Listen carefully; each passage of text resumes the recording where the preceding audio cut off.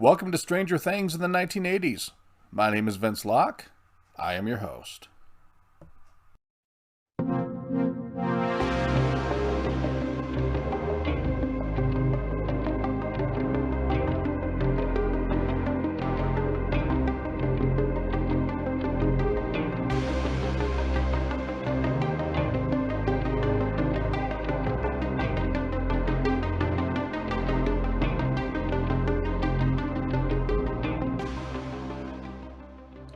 In this podcast, my guest and I take deep dives into the Upside Down, where we analyze each episode of the Netflix series along with related movies and books, and examine them in the context of 1980s America.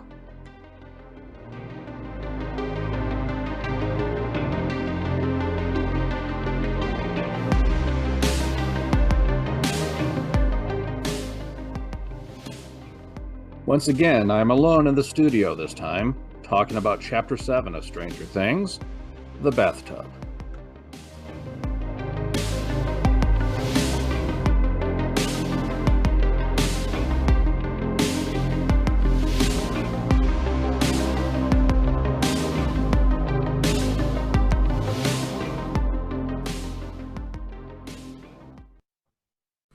Hey everyone, Vince here. Before we get into this episode, I just want to say that any financial support you can throw our way would be greatly appreciated. Because this podcast is based on a college course and its primary purpose is to be educational, I don't want to commercialize it. I feel strongly that knowledge and education should not be commercialized. However, I am more than happy to accept donations. Now, we're still going to make the podcast because we enjoy doing it, and we're always going to do it for free, so don't worry about that. But if you want to support us, you can click on the link in the show notes, and we'll give you a shout out in an upcoming episode. Thanks for listening. So, here we are, Chapter 7, The Bathtub. This is the penultimate episode for this first season. At this point in the story, narratively, we're entering into the third act as we move towards the climax and the ultimate resolution to the story. Now, I just want to refresh people's memories about storytelling that they learned back in high school, but have probably forgotten since then, or at least that has been my experience dealing with trying to teach storytelling within a college setting. So narratives have certain characteristics or certain formal elements that are required in order for the story to exist. Specifically, stories need characters, setting, conflict, and plot. Stories have to have characters. Stories have to be about someone or something trying to overcome obstacles or achieve a certain goal. So characters fall into two basic categories, which are protagonist and antagonist. The protagonists are the characters that the reader or the viewer, the audience, is meant to identify with, and you want to see those characters succeed. Antagonists are those characters who stand in opposition to the protagonist and try to prevent the protagonist from succeeding in their goals or their objectives. Now, the classic traditional way of looking at that dynamic between protagonist and antagonist is in terms of heroes and villains. But that is a somewhat simplistic way of looking at stories and characters. Not everyone is a hero. Not everyone is a villain. And there is that old adage that every villain is the hero of their own story. In the case of Stranger Things, however, we do have, at least in this first season, we do have a nice traditional archetypal kind of story in that we do have archetypal heroes and archetypal villains. So our protagonists, of course, are the kids. So we have Mike, Dustin, Lucas, and Will, and of course, Elle. We have Nancy and Jonathan, and of course, Joyce and Hopper. And as I noted before in this podcast, we have three interconnected storylines which are occurring throughout this first season. And it's at this point that they start to converge. So we have these different groups of characters. We have the younger kids, we have the teenagers, and then we have the adults who are all on their own journeys or out to achieve their own objectives without realizing that they are essentially on the same journey. So those are our protagonists. The antagonists are fairly obvious. So you have, of course, the Demogorgon, and then you have Dr. Brenner, and then you have other sort of minor obstacles to our protagonist. So you have the bullies that the younger kids have to deal with. You have Steve and his friends that the teenagers have to deal with. And then, of course, the adults are dealing with government agents who are standing in their way. Stories have settings. Setting refers to time and place. And of course, we know the setting here is the 1980s, specifically 1983, and the town of Hawkins, Indiana. So the time and place is established very early on, right from the beginning. And that's important plot-wise because the traditional plot has a four-part structure to it, which is the exposition, the complication, the climax, and the resolution. And often in film or television, those stages are structured into acts, specifically 3 acts. First act of a dramatic story, such as we're dealing with here, drama in the sense of being enacted or performed. The first act is the exposition. That's where you're introduced to all of the elements of the story, the characters, the setting, the conflict, which I'll get into in a moment. The complication or the rising action falls into the second act. That's where all of the elements start moving forward. You start to see the protagonist and antagonist coming into contact with each other, which leads to the third act, which is the climax and resolution. The climax is the point of greatest dramatic tension where you don't know who's going to succeed and how the story is going to play out. And then the resolution, or the denouement, or denouement if you're nasty, is the conclusion part of the story, where you know how everything ends up, you get some closure, and the plot threads are all ideally dealt with and woven together. And then, like I said, conflict is important to storytelling because without conflict, there is no story. Conflict is that which propels the story forward. It is, again, protagonist versus antagonist. There is a conflict between those two forces. And that conflict can play out as a person versus person conflict, the traditional hero versus villain, which we definitely see in this first part of Stranger Things. We do have, for example, Jonathan and Nancy versus Steve and his cronies. That's a classic person versus person kind of conflict going on there. You have person versus self as another type of conflict where a person confronts their own issues, their own problems, their own limitations, their own personal demons, and tries to overcome them. We see that with Hopper in particular. Hopper has shown to be a character with a complicated past who has personal issues that he must overcome, and that's part of his journey in this first season, is him overcoming these issues of his past. We will see that expressed very dramatically in the final episode, but we've gotten hints of that past up to this point in the season. We've learned, for example, that he is estranged from his wife and that his daughter died. And he views himself as being cursed. He mentions that on a couple of occasions. So we do have a person versus self conflict playing out here in Hopper's character. Person versus society, where a person must overcome problems presented by their society or their social standing, whether it be social class based or just dealing with the sort of values or social mores of a particular environment. We've seen issues of class struggle happening here and judgments being made about certain characters according to or in relation to social values.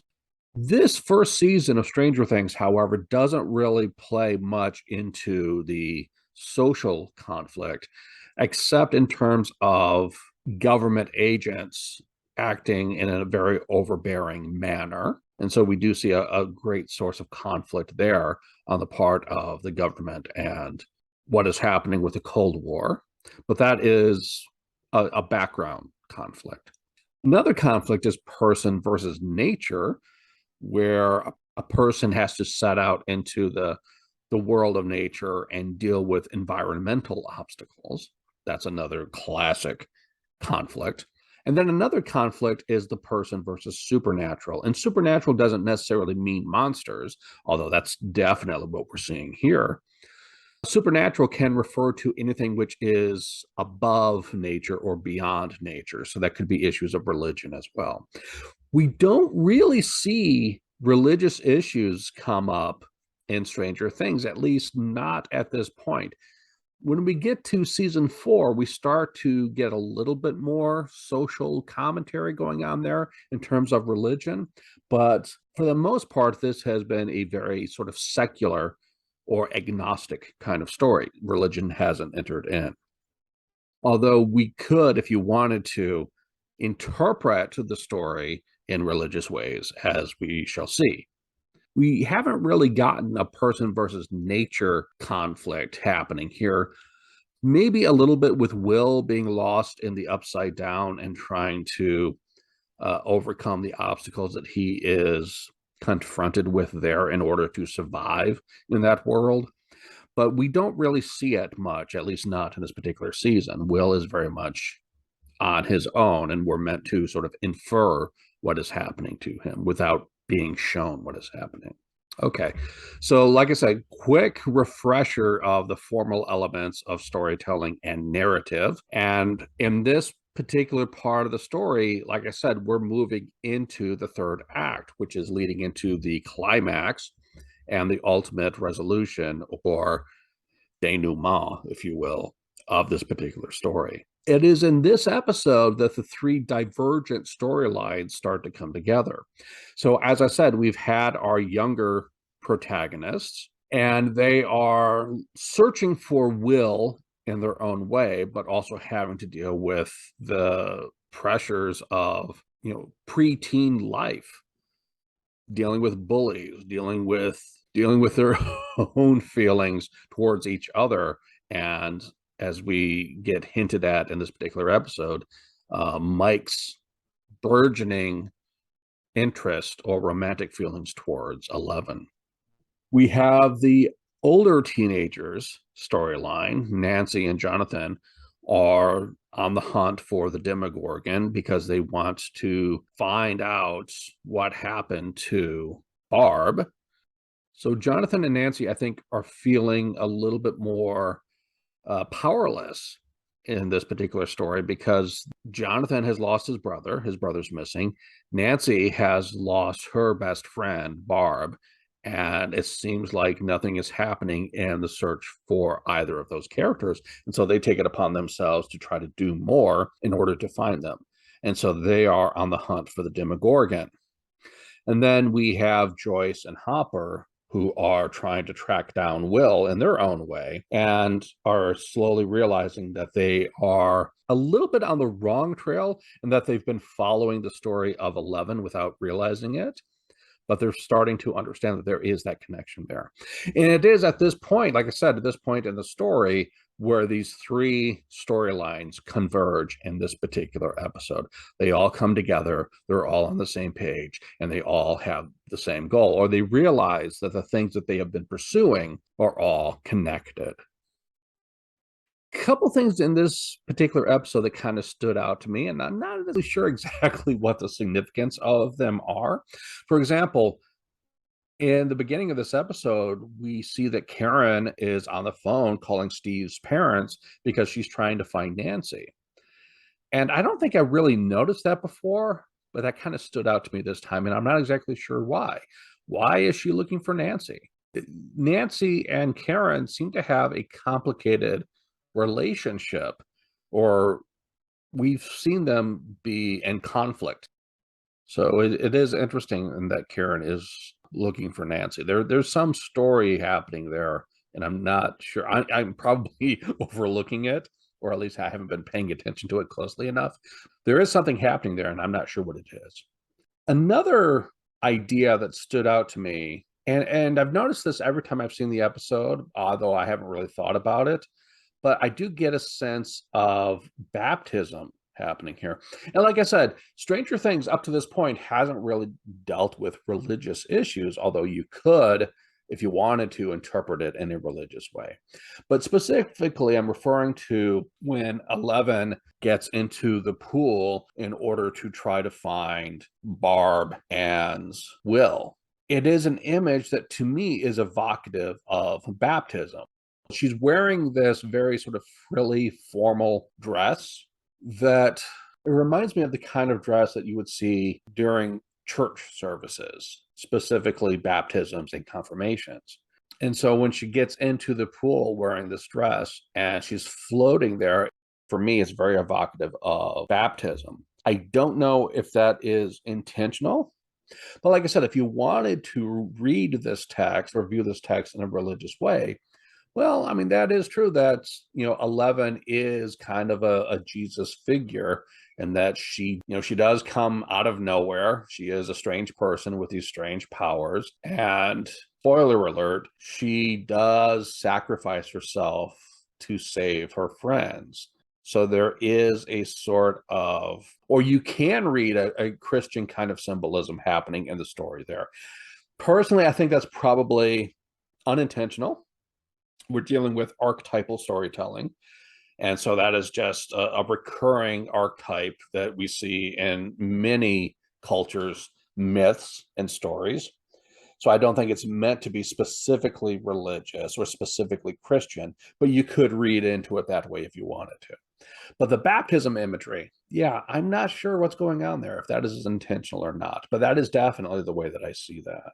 And then we have Dustin's great speech. Dustin has a lot of really good speeches in each season. And this particular season, this first season, he has that curiosity door speech. Why are you keeping this curiosity door locked? And I just wanted to point that out because I particularly love that scene. He's going to Mr. Clark, who's one of our unsung heroes of the show, who is a character that I love, by the way. He calls him up while he is on a date and they're watching The Thing, by the way. The Thing makes another appearance here. And I think he says it's 10 o'clock on a Saturday night. Why are you calling? And he wants to know, what do you know about sensory deprivation tanks? Which is a really out of nowhere question for Mr. Clark. I just love that interaction between the two of them where Dustin's like, you said we should always be curious. Why are you keeping this curiosity door locked? And just that idea of curiosity doors, for some reason, that appeals to me. I just really like that idea. So I just wanted to call attention. We get a couple of recurring themes in this particular episode. First of all, Mr. Wheeler, when he looks at the picture of 11, he has two questions. Is she Russian? Which I think makes a lot of sense, given the social, historical, political context of that time period that we're dealing with here. Of course, if government agents are going to show up at your house looking for a fugitive, at that time, you would have thought, yeah, they were Russian, they were spies, right? Why they would have thought that this kid was a Russian spy, I don't know, but that is in keeping with the time period. But the second thing he asked is what happened to her hair, which is a callback to this second episode, because Dustin says something very similar to 11 when they first meet. What happened to your hair? He asks if she has cancer. But the point is made several times throughout the season that 11's hair is worthy of note. In this episode, Troy, the bully, when he is telling his story to the police, mentions that 11 looks like a freak because she doesn't have hair, which Hopper connects back to Benny in that second episode, because when Hopper is investigating Benny's death, he interviews a friend of his who had witnessed 11 in the diner and thinks that 11 was a boy because of the shortness of the hair. So that issue, that detail of the hair clicks with Hopper. So why is hair so important? We've talked about the fact that 11 has been presented in a very androgynous way, and part of it is the matter of the hair.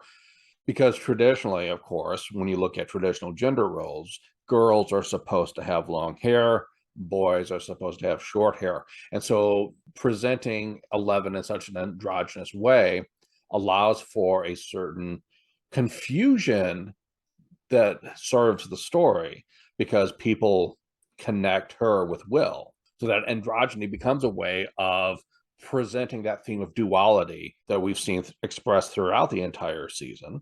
And it helps to further establish Eleven's character as sort of gender neutral or genderless. Of course, her name is a number, so it is a name that has no gender. Although sneakily, they call her Elle, and Elle in French means girl. So I think that's a nice touch that even though her gender is hidden here, you still get certain clues as to her gender, even though it is deliberately hidden, if that makes sense. It makes sense in my mind. Hopefully you're following my train of thought there. So yeah, what happened to her hair is a recurring theme. It's a callback to what has been said before on a couple occasions. And then another recurring theme is that theme of trust, which this episode really hits on pretty hard in multiple ways. The line, friends don't lie, which we've heard a few times this season, that is reinforced here when Lucas apologizes to Eleven. And Eleven says that line seemingly as a way of showing forgiveness. Mr. Wheeler says, believe me, if he had a girl sleeping here, we know. Of course, a girl has been sleeping there and they didn't know. So you can't really believe what he says because he's clueless, or both parents are in that case. But yeah, by using that phrase, believe me, it plays into that idea of trust. And ultimately, those characters aren't trustworthy. Dr. Brenner says to the Wheelers, you have to trust me. Will you trust me in order to win over the Wheelers to his side? And of course, we know that Brenner is not a trustworthy character at all. So in that case, he is using or manipulating people into trusting him when they really shouldn't. So he's abusing that concept of trust. Later on, Mr. Wheeler says, this is our government. They're on our side. We have to trust them. And as we've talked about before, most notably in the previous episode dealing with Firestarter, distrust of government was very much endemic in American culture and American society at that time.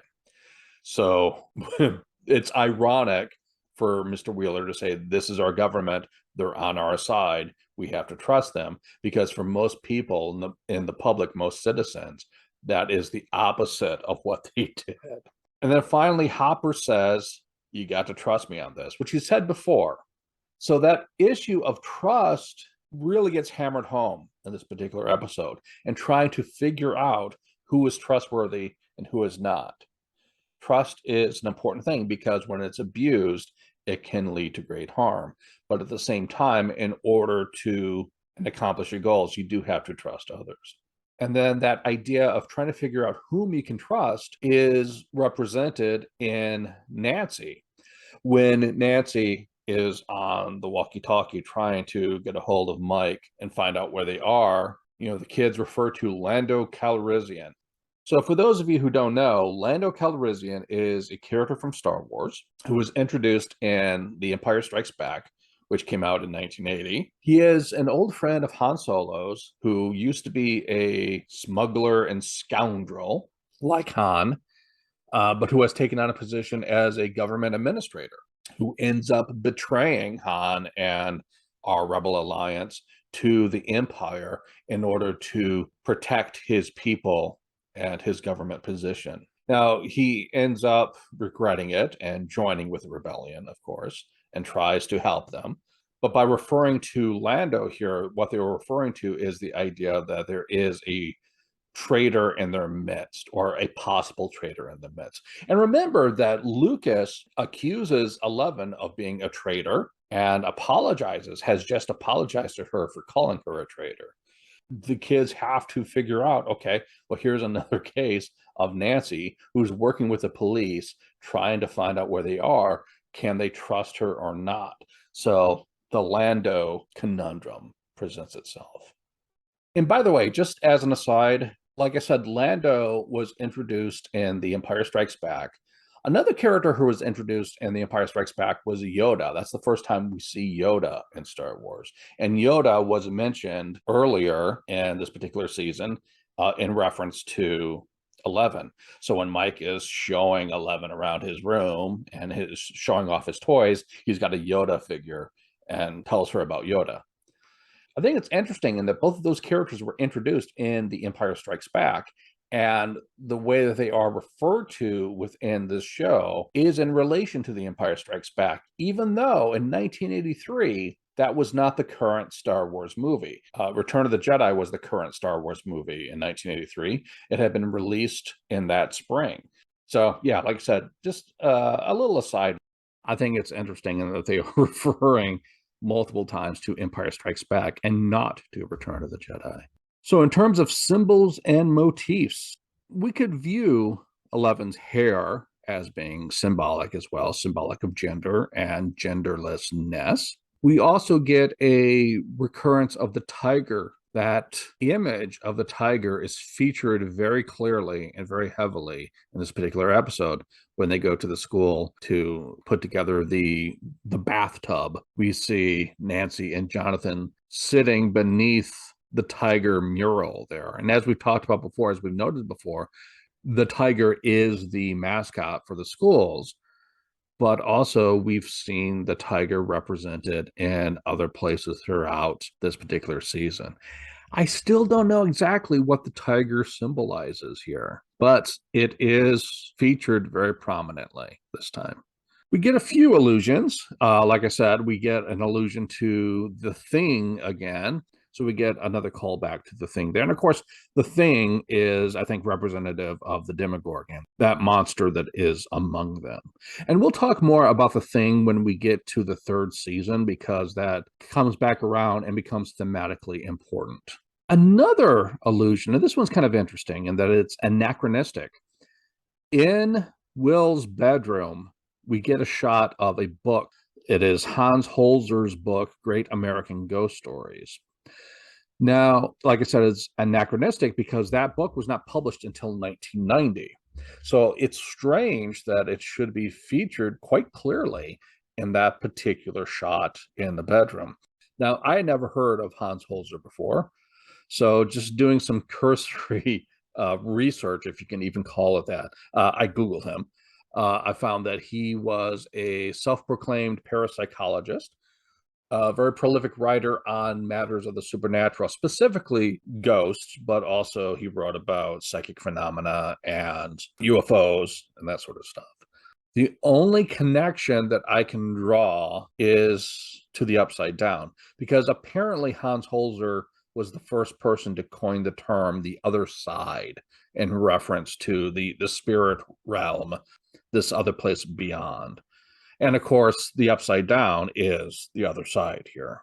When Will does interact with Joyce, he is doing it in a very sort of ghostly way. In many ways, this is a ghost story, very similar to what we got with Poltergeist, which was established right in that very first episode.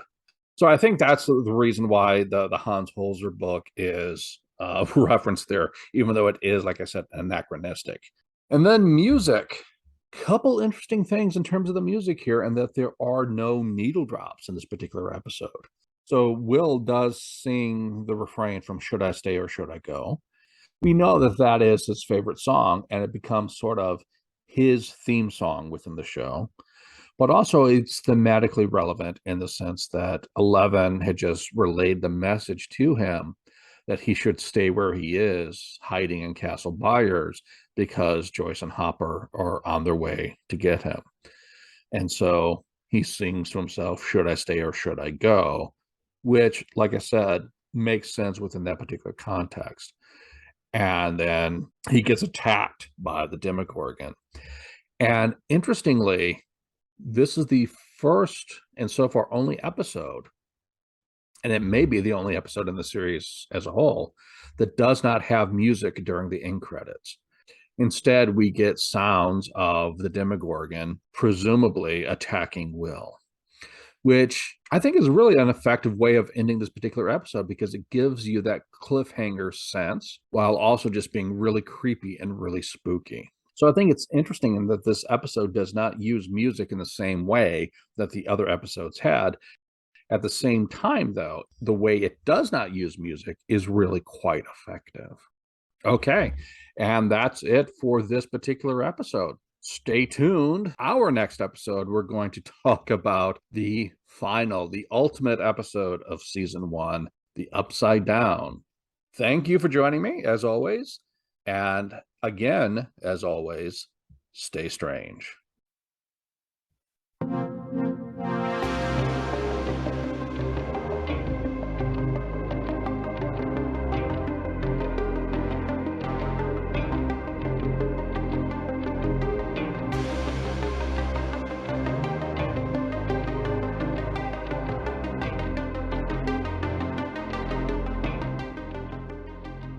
Stranger Things in the 1980s is produced by dreadpirateproductions.